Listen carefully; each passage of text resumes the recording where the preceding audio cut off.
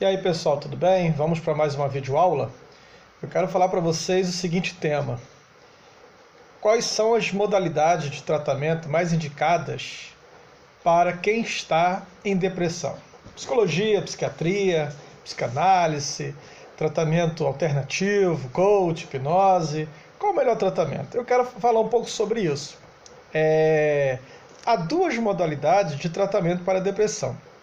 As psicoterapias que lidam com a fala e as terapias de intervenção física, que inclui aí os cuidados farmacológicos ou a terapia eletroconvulsiva. E é exatamente sobre isso que eu quero falar um pouquinho, passeando aí pela história da psicologia, pela influência principalmente da psiquiatria estadunidense aqui no Brasil. Quero falar um pouco sobre isso para você que está passando por esse processo entender um pouco a dinâmica que envolve escolher um terapeuta, Muitas vezes dinâmica essa até um tanto quanto sofrível. Primeiro, quero trazer a observação de que terapia e medicação não devem competir. Eles devem ser complementares, usadas juntas ou separadamente. Até porque o conceito biopsicossocial da terapia continua sendo ignorado por diversos profissionais. E isso é um perigo. Existe um antropólogo americano chamado Luhrmann que fala sobre o perigo da divisão da psiquiatria moderna ao dizer que a psiquiatria passou de uma prática sem cérebro para uma prática sem mente. Ou seja, antes eles negligenciavam o cérebro fisiológico em favor do emocional. Agora eles negligenciam a mente emocional em favor da química do cérebro. E aí tem crescido cada vez mais profissionais voltados para a área da neuroanatomia, neuropsicólogos, neuropsiquiatras, enfim. Cada vez mais se tem dado muita ênfase à química do cérebro e tem se negligenciado a questão da mente emocional. Outro perigo em relação às psicoterapias são as modas do momento. Hoje nós vivemos a moda do coach, tivemos aí conflitos em relação a novelas, de vez em quando tem um conflito aí em relação a eventos onde coaches estão falando sobre diversas modalidades de tratamento, enfim. É muito complexo buscar uma psicoterapia da moda. Um bom exemplo disso é a própria famosa lobotomia transorbital, que era um procedimento cirúrgico na qual uma parte do cérebro era retirada, procedimento este que surge lá em 1946, na época considerado uma revolução no tratamento aí de pacientes agressivos, que usava um instrumento muito parecido com um picador de gelo para separar aí os lóbulos frontais dos lóbulos pré-frontais, do conjunto aí do encéfalo. Bastante criticado na época pela Nilce da Silveira, Quem viu o filme da Nilce da Silveira, inclusive, vê um processo cirúrgico desse acontecendo. A consequência dessa, vamos dizer assim, dessa moda, acabou se mostrando extremamente desastrosa. Não somente não produzia apenas zumbis, zumbis emocionais, como também modificava totalmente a personalidade daqueles que se submetiam a esse tipo de procedimento. No entanto, antes que o dano pudesse ser comprovado, tornando aí a lobotomia um procedimento abandonado, mais de 18 mil pessoas já haviam sido submetidos a essa cirurgia revolucionária. Daí o perigo de você aderir a novas práticas psicoterápicas sem fundamentos, sem pesquisas, porque está na moda, é que quando você for olhar, o prejuízo já foi causado. Então, é preciso que se entenda que toda e qualquer psicoterapia, ela parte do pressuposto ou se baseia na suposição de que certas ações humanas, sejam elas psicológicas, como a fala, ou concretas, como um remédio, pode exercer certa influência nessa questão do olhar sobre o cuidar, sobre o tratar, ou sobre a questão do curar o psiquismo humano. O próprio conceito de terapia é um conceito complexo, é um conceito antigo. A palavra terapia vem do grego, que possuía na sua origem o cuidado como tratamento ou busca da cura da alma. E aqui começa a complexidade. Os gregos tinham um olhar sobre a psique, sobre a alma. Os judeus, das quais Freud, têm um olhar diferenciado sobre a alma. E também precisa entender que o cristianismo, a partir do primeiro século, até por volta de 1200 anos aí depois de Cristo, né, no período aí que é conhecido historicamente como Idade Média, ele vai dominar o pensamento, né, vai impor uma cosmovisão, ou seja, vai impor uma visão de mundo a partir de um olhar bíblico, onde a alma é considerada como algo desassociado do corpo. Então o corpo é tratado a partir desse olhar como lugar do pecado, das imperfeições, do mal, e a alma e o espírito é aquela parte que prevaleceria sobre o corpo, que continuaria existindo para além do corpo, salvando aí o homem do pecado. Daí que nesse período o tratamento dado para as almas, né, para as pessoas doentes, eram os exorcismos, as privações, né, os jejuns aí alimentares, os sacrifícios, as sangrias, as flagelações, né? As formas mais comuns de busca aí de uma cura para uma alma doente, sempre buscando o fortalecimento do espírito, enfraquecimento do corpo, prática ainda visível, por exemplo, hoje em muitas comunidades terapêuticas que tratam independentes químicos, né? A partir de jejum, de orações, de penitências. Por isso mesmo esses espaços são extremamente criticados pela psicologia. Só a partir do Renascimento, com o declínio aí do período do domínio religioso sobre a ciência e sobre a arte, é que as ideias sobre a alma começam a se desvincular da religião. É claro que o ponto culminante disso é o próprio pensamento de Descartes, né, chamado pensamento cartesiano, ou seja, o cogito ergo sum, né, a partir do penso, logo existo, é que vai se traduzir um novo sentido para o conceito de alma. Então a alma passa a ser considerada não como algo para além do corpo, mas como a própria razão. Então o adoecer psíquico passa a significar a perda da razão. E aí começa a se reforçar o sentido da loucura como irracionalidade. E aí se busca então, a partir desse momento, não mais curar a alma, e sim tratar ou curar o psiquismo humano. E é a partir desse ponto de vista que a gente vai falar daqui para frente.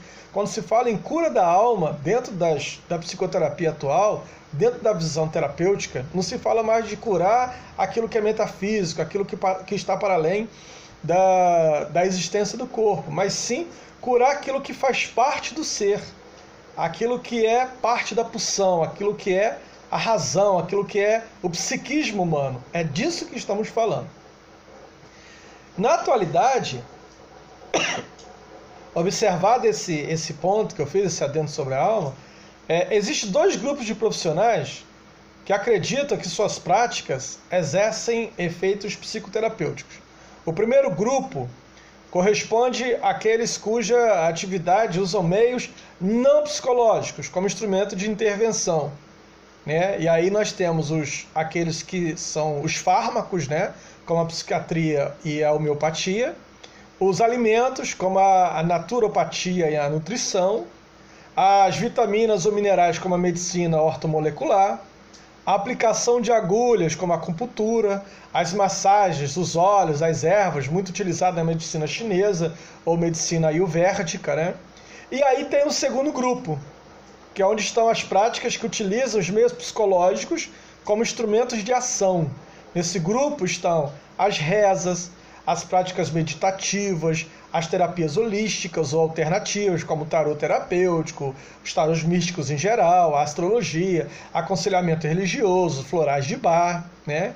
As partes pedagógicas, e aí aqui a gente pode citar a pedagogia de Waldorf, os alcoólicos anônimos, né? Ou seja, são aqueles que tentam reeducar o sujeito.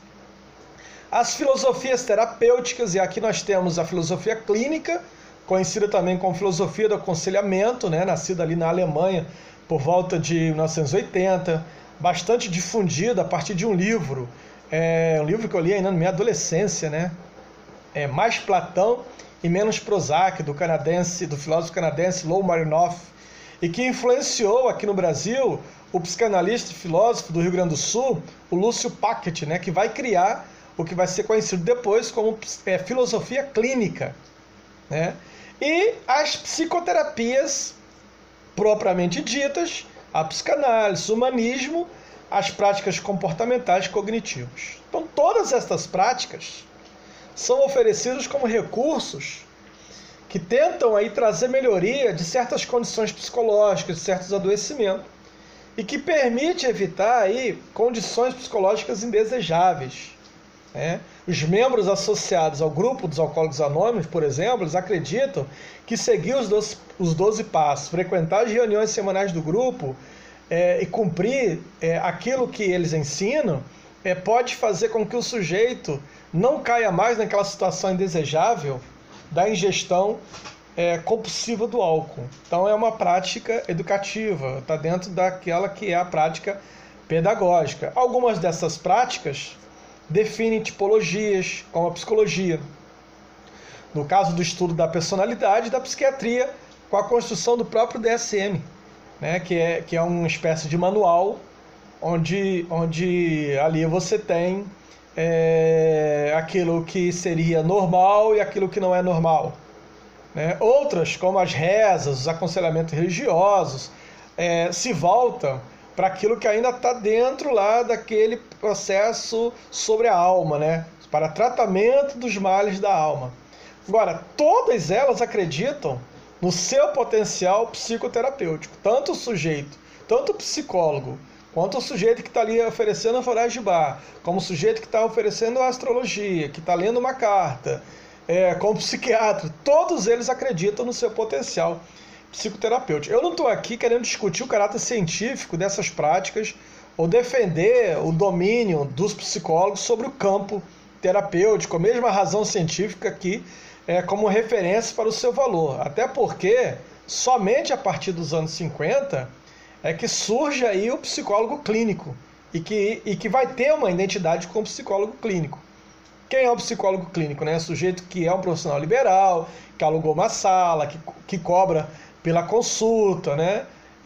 Isso só vai surgir a partir dos anos 50. Então, eu estou falando de psicoterapias as mais diversas. Tanto aquelas científicas como aquelas que não são tão científicas assim. Eu não estou trazendo juízo de valor nenhuma sobre elas, né? A psicologia clínica, o psicólogo clínico, surge recentemente, né? E eu vou falar um pouco sobre isso, né? E quando se fala disso, de clínica, de consultório, não dá para não falar de Freud, inquestionavelmente aí o inventor da profissão de psicoterapeuta, porque ele é o primeiro médico a oferecer um método psicológico estruturado como modo de intervenção para certas condições aí de sofrimento psicológico. Na época dele começa com as histéricas, né? Começa com a histeria, caso Dora, e a cobrar por isso. Inclusive na biografia de Freud, escrito por Ernest Jones, o Ernest Jones conta que Freud atendia rigorosamente 8 pacientes todos os dias, de segunda a sexta-feira. Então é com Freud que a psicoterapia ganha um método que justifica o uso de um instrumento psicológico diferenciado, que é a fala, como forma de tratamento. Claro que a psicologia clínica no Brasil vai sofrer, ao longo dos anos, uma grande influência estadunidense. E assim vai se afastar cada vez mais desse modelo europeu, né, centrado em Freud, o médico e a psicanálise, e que tem como base a própria psicanálise. Por exemplo, na famosa foto de 1909, tirada na Universidade de Clark, né, quando Freud é chamado para palestrar, Freud aparece ao lado dos maiores nomes da psicologia acadêmica americana da época. Um dos principais acadêmicos, que inclusive faz o convite a Freud, que é o Whitner, ele não estava presente, sendo ele o fundador da primeira clínica de psicologia nos Estados Unidos. Sendo ele o cara que encorajava os alunos a ler os textos de Freud por eles mesmos, embora ele mesmo evitasse fazer comentários sobre as leituras. Então, desde o início, a psicoterapia americana, ela vai se afastando daquilo que na Europa era usual, que é a base da psicanálise. Mesmo com esse afastamento todo, ela não deixa de receber influências da psicanálise, como o próprio método psicoterapêutico. Então, se a profissão de psicoterapeuta atual tem as suas raízes no modelo desenvolvido por Freud, é possível afirmar que antes da Segunda Guerra Mundial, o psicólogo clínico jamais seria confundido com o psicanalista. Só depois da guerra é que essa realidade vai mudar, né? Com mutilados para todos os lados, com gente traumatizada para todos os lados. A Segunda Guerra, a psicoterapia com base na psicanálise, tendo esse olhar, né? Esse psicólogo clínico, esse sujeito que tem uma sala, que aluga para atender, só a partir da Segunda Guerra Mundial que esse sujeito vai começar a aparecer, vai começar a ter status. Até então, antes da Segunda Guerra Mundial, os psicólogos, eles eram assistentes dos psiquiatras, limitados basicamente a aplicar testes psicológicos, né? Coisa muito comum ainda hoje no Brasil. Ainda hoje no Brasil, os psicólogos são vistos como assistentes da psiquiatria.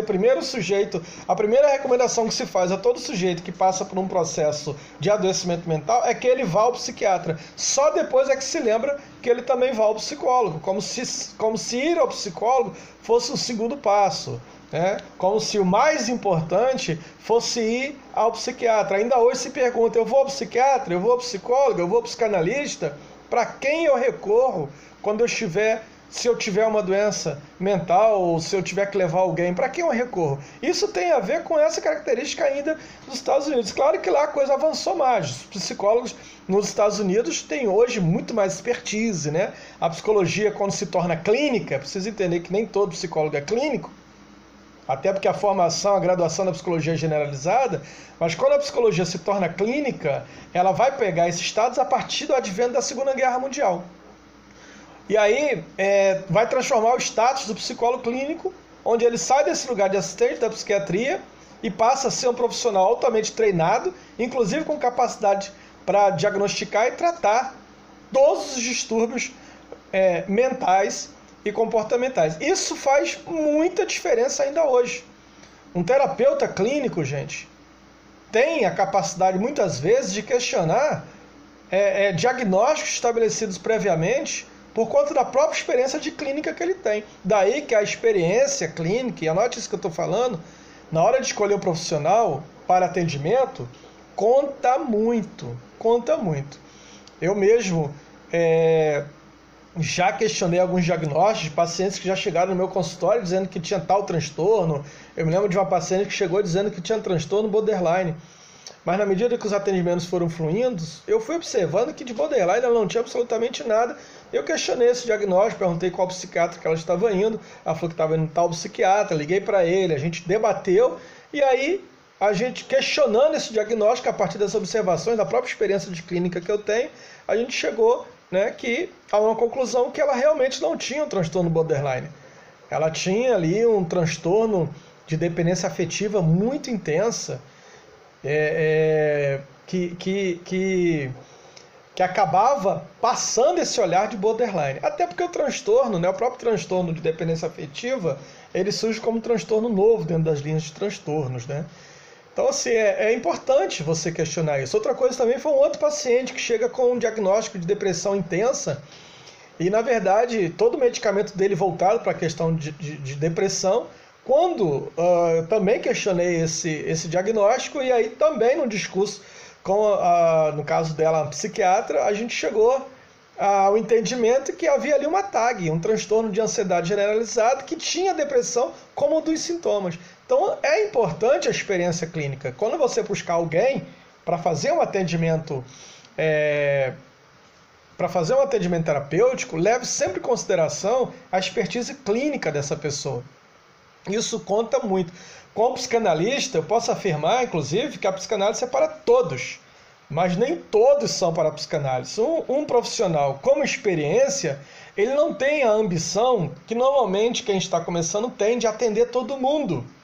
Ele não tem necessidade de ter a clínica dele lotada, ele não tem necessidade de dizer para todo mundo, olha, minha agenda está cheia, eu não tenho mais vaga. Ele não tem mais essa vaidade. O sujeito que ele tem a experiência clínica, ele não se importa com quantidade, ele se importa com o bem-estar das pessoas a quem ele está atendendo. Um atendimento de qualidade, um olhar mais profissional, menos mercadológico. Então, isso é muito importante, isso conta muito.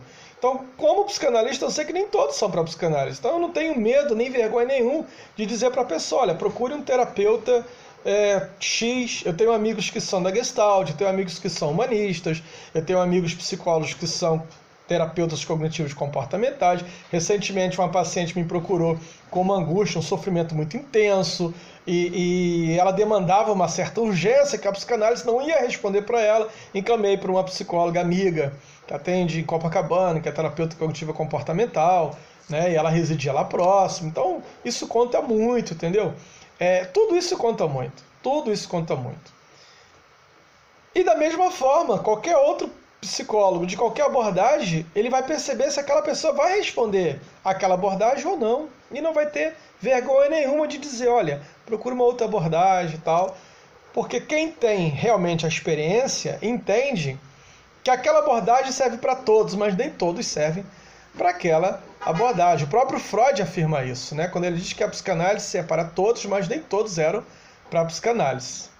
E é exatamente por causa dessa fala de Freud é que nos anos 50 vai surgir diversos movimentos que vão propor novas terapias como alternativa a esse modelo psicanalítico que não está conseguindo responder todas as questões, principalmente as terapias comportamentais, cognitivas e humanistas, que vão preservar a estrutura médico-clínica da psicanálise, mas com olhar uma abordagem, uma metodologia, uma epistemologia diferenciada. Esses movimentos passaram a ser chamados de abordagens psicoterápicos, todos eles diretamente associados à psicologia clínica americana.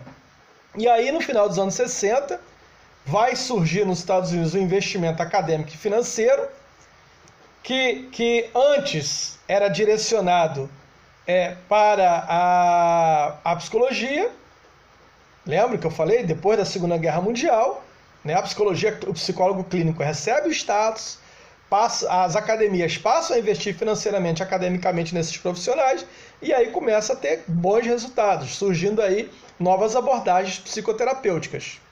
Só que a partir dos anos 60, com o surgimento das indústrias farmacêuticas, esse financiamento financeiro, né? E essa investida acadêmica desloca da psicologia para a psiquiatria. As próprias indústrias farmacêuticas vão investir bastante nos psiquiatras, né? Não somente na questão deles conhecerem melhor os fármacos, né, os medicamentos, mas também investir em termos de saúde, de viagem, de férias, de bancar, né? Precisa entender que há uma indústria por trás de tudo isso. Então, a influência psicanalítica sobre os psicólogos clínicos vai diminuir bastante, as novas práticas psicoterápicas vão se estabelecer, essas práticas vão formar associações, vão formar congressos, convenções próprias, e aí uma nova psicoterapia vai surgir, que é esse sujeito, né, o psicólogo clínico, baseado na psicologia clínica e não mais na medicina, e que já não depende mais da psicanálise para se justificar, que são as terapias cognitivas comportamentais. Estas passam a dominar o mercado, passam a assumir uma posição que antes era do médico, inclusive com atribuições legais, né, com o papel de determinar quem pode praticar psicoterapia ou não. Surge aí essa galera que tem esse, né, que tá se organizando, né, dos anos 60 para cá, a cada 10 artigos de saúde mental produzidos nos Estados Unidos, 6 eram dentro da psicoterapia cognitiva comportamental. Então eles começam a assumir o mercado, esse mercado que antes era do psiquiatra, que antes era do médico.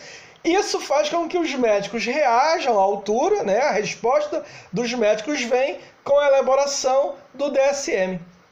Em 1952, Eles propunham uma estrutura diagnóstica que associava aí noções de Kraepelin com os conceitos psicanalíticos. O DSM é uma tentativa dos médicos de manter o domínio sobre o trabalho dos diagnósticos, já que os psicólogos haviam dominado a prática da psicoterapia. Então, a partir daí, cabe ao psicólogo atender, não mais diagnosticar. Só quem podia diagnosticar eram os médicos.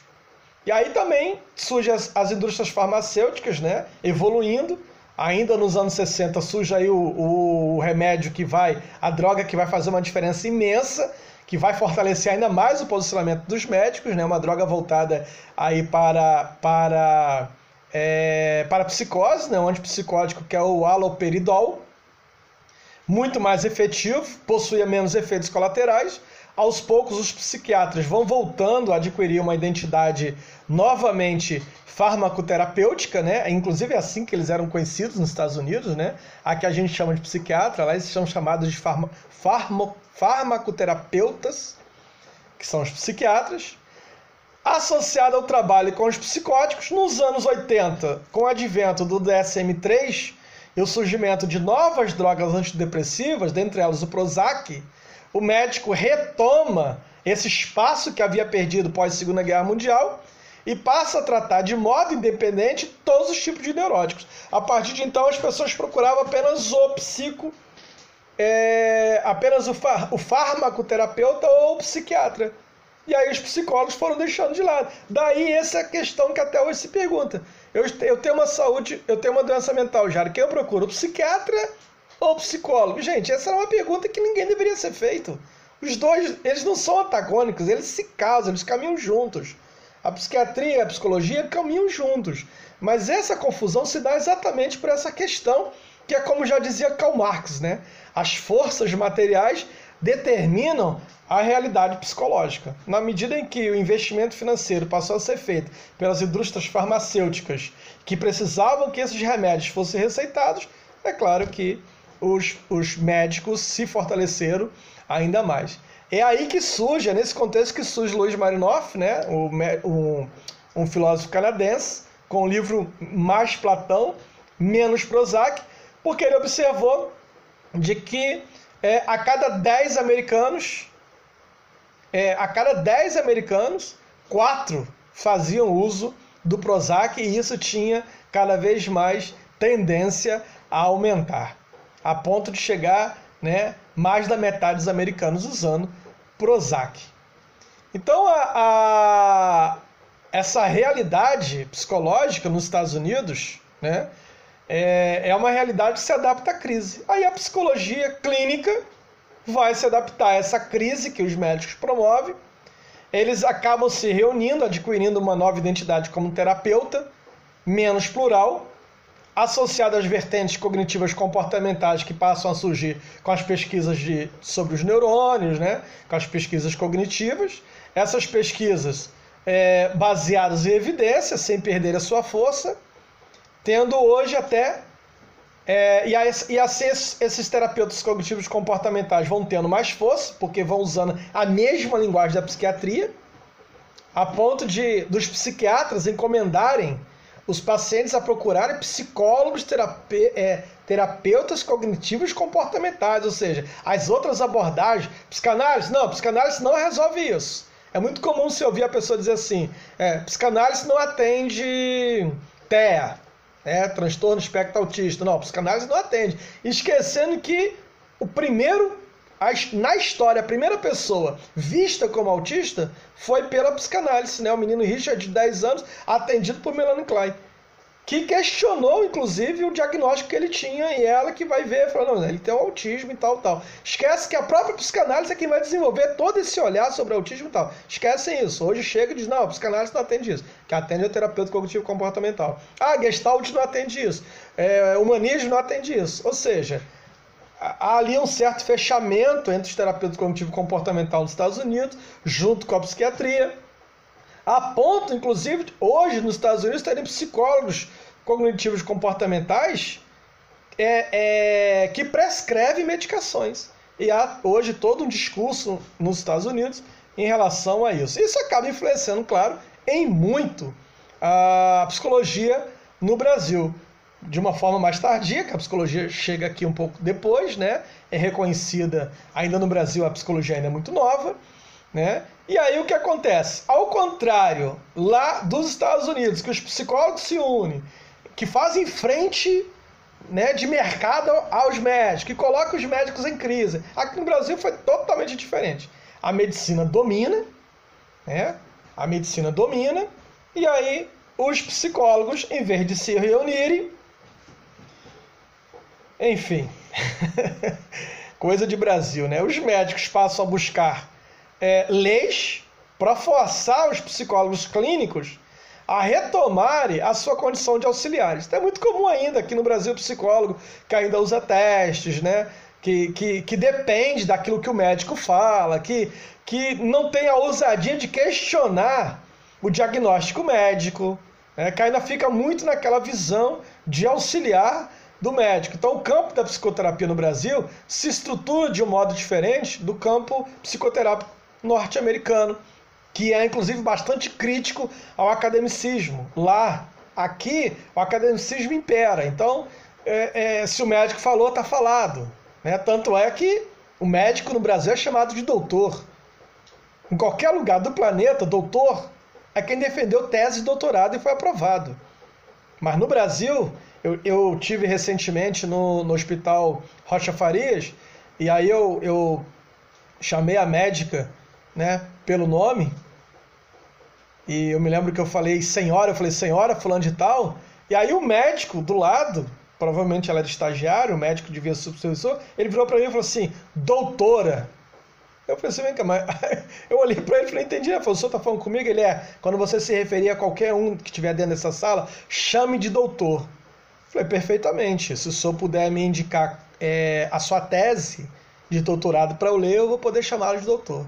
Ele, tem um engraçadinho aqui? Eu falei, não se trata de ser engraçadinho, só é doutor quem defendeu tese de doutorado. Mas enfim, é essa cultura, né, de achar que o médico é doutor, que o médico falou está falado, que não se questiona médico. Isso influencia ainda muito a psicologia no Brasil. Como consequência, com o declínio do mercado, a estrutura comercial das formações em psicoterapia adoeceu. É muito comum você ver o psicólogo que sai da graduação e não tem a menor noção do que vai fazer.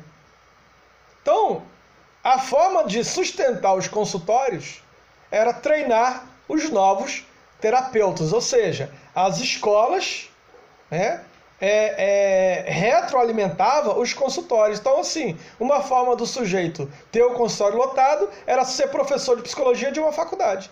Sendo professor de psicologia de uma faculdade, os próprios alunos dessa faculdade iam ser os clientes dele.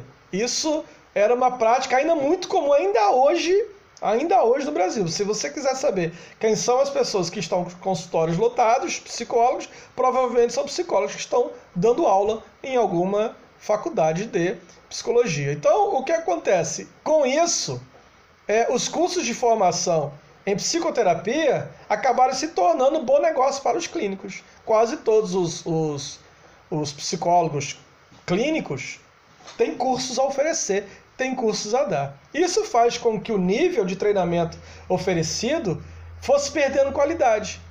Aos poucos, né, o psicoterapeuta vai se tornando um técnico, porque aquilo que você exigia 5 anos, né, de experiência, passou a ser contado com 4, 3, 2 anos, hoje nenhuma. O sujeito sai da graduação e abre um consultório. Qual a experiência clínica que ele tem?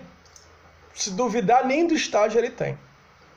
Na psicanálise, para vocês terem ideia, a Classificação Brasileira de Ocupação, que é o órgão que regulamenta as ocupações pelo Ministério do Trabalho, a CBO 2515/50, ela exige para o psicanalista uma experiência clínica de, no mínimo, 5 anos de experiência.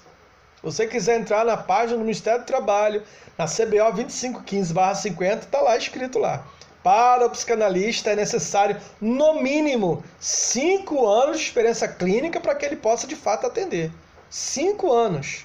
Sendo acompanhado, supervisão, análise, para que ele possa atender. Ao psicólogo, normalmente é exigido de 1 a 4 anos. Olha como é que é diferente. No Brasil, ao psicólogo, de 1 a 4 anos. Ao psicanalista, no mínimo, 5 anos.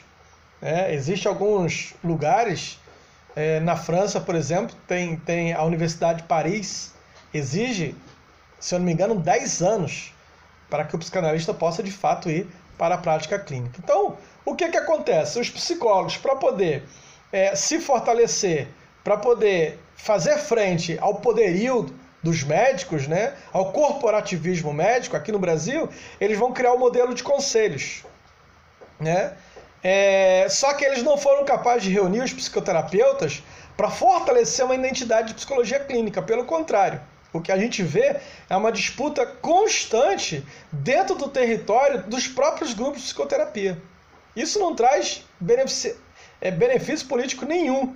Ao contrário, acaba gerando uma confusão no imaginário da população que não consegue identificar, por exemplo, a diferença entre o psicólogo clínico, o psicoterapeuta, o psiquiatra e o psicanalista, né? Os próprios psicoterapeutas, em vez de se fortalecerem, construíram uma identidade de classe. E aí, os psicólogos clínicos se separam em nichos, né? De um lado, o nicho dos gestaltistas, do outro lado, o nicho dos psicanalistas, do outro lado, o nicho dos humanistas, os reichianos, os comportamentalistas, os cognitivistas. Em vez deles se unirem como um grupo, como são os médicos, né? Você não vê, por exemplo, o psiquiatra questionando o cardiologista, questionando o ginecologista. Não, são médicos, diferenciados pelas especialidades. Os psicólogos não. O grupo gestaltistas que não dialoga com o grupo reichianos, que não dialoga com os comportamentalistas, que não dialoga com os psicanalistas, e essa confusão toda vai para a população que não sabe, tem uma doença mental. A quem eu recorro? Quem me trata? Quem eu procuro? Um reichiano? Um gestalt? Um psicanalista? Quem eu procuro?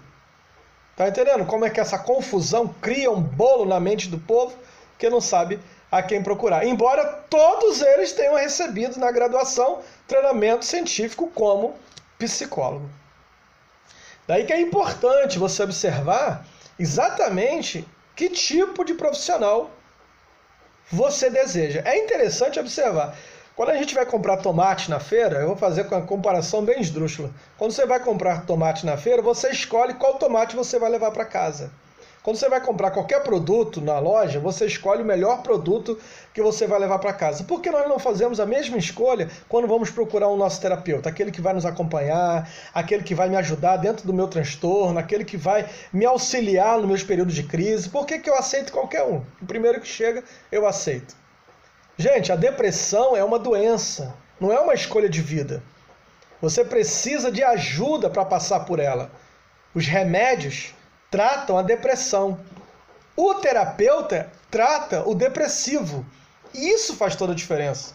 Então esse discurso de ou psiquiatria ou terapia não funciona. Psicologia, psicanálise, psiquiatria tem que caminhar juntos. Do ponto de vista químico, não faz a menor diferença se a sua depressão foi porque você perdeu a sua mãe, um afeto, uma figura de afeto importantíssima na sua vida, ou porque você perdeu um relacionamento de 3 dias na rede social. Não faz a menor diferença para o terapeuta. Se tem cara de depressão, o terapeuta vai tratar como depressão. Então não vá ao terapeuta se você não gostou dele, se você não gosta dele. Por mais habilidoso que ele seja, ele não vai poder lhe ajudar. Um diploma de psiquiatria ou de psicologia não é garantia nenhuma de genialidade ou de expertise. Tem muitos psiquiatras fazendo muita besteira. Uma paciente veio para mim falando de um psiquiatra que dizia para ela que psicologia era perda de tempo e de dinheiro. Que ela deveria tratar, que o medicamento, se o medicamento não resolvesse, ninguém ia resolver. Quer dizer, um psiquiatra desse, o diploma não tem a menor diferença. A outra foi uma psicóloga que botou a mão na cabeça dela para expulsar o demônio. Ainda está presa aquela ideologia lá da Idade Média, onde as doenças da alma eram fatores externos e espirituais, eram demoníacos, tinha que curar a alma da pessoa, fazendo uma cura interior, expulsando o mal que estava ali dentro. Quer dizer, volto a repetir, diploma de psiquiatria, diploma de psicologia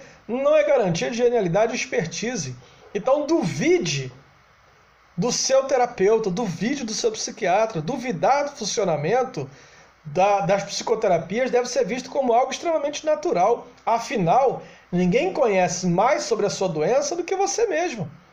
Não é o seu terapeuta ou o seu médico que conhece a sua doença, que pode dizer o que você está sofrendo. É você que vai dizer o que você está sofrendo. Só você conhece a sua dor. Então, há uma importância muito grande na fala, no processo do cuidado, mas uma fala produzida numa escuta terapêutica. Daí que a experiência clínica conta muito. Até porque quando eu falo, não é um bate-papo, não é uma coisa de... Não é a mesma fala de um bar ou uma conversa com uma amiga íntima, com um amigo íntimo. Não, a fala produzida no consultório é uma fala daquilo que os outros deveriam pensar de mim. É uma fala do que os outros deveriam ser. Ou eu falo do que os outros são e demonstro identificação. A fala ela é um pressuposto de uma experiência pessoal. Então, falar envolve interferir em alguma coisa. Falar não é informar. Quando eu falo com o meu psicólogo, quando eu falo com o meu psicanalista, eu não estou informando ele sobre a minha vida, ao contrário. Terapia da fala não é saber o que o outro pensa, é saber como esse outro interfere no meu mundo e como eu me adoeço por conta disso. Então, estou doente, quem eu procuro? O psiquiatra? O terapeuta? Que tipo de terapeuta eu procuro? Né? Isso é muito importante. Se o teu psiquiatra diz que a sua terapia não é importante, por melhor que ele seja, esqueça. Se o teu psicólogo acha que a psiquiatria é irrelevante e que medicamento só vai deixar você zubizado, sei lá, alguma coisa assim, esqueça também. Todas as coisas são importantes no momento oportuno. Às vezes o medicamento é necessário. O psicólogo, um bom psicólogo, entende isso. A fala é extremamente importante. Um bom psiquiatra entende isso. Um abraço.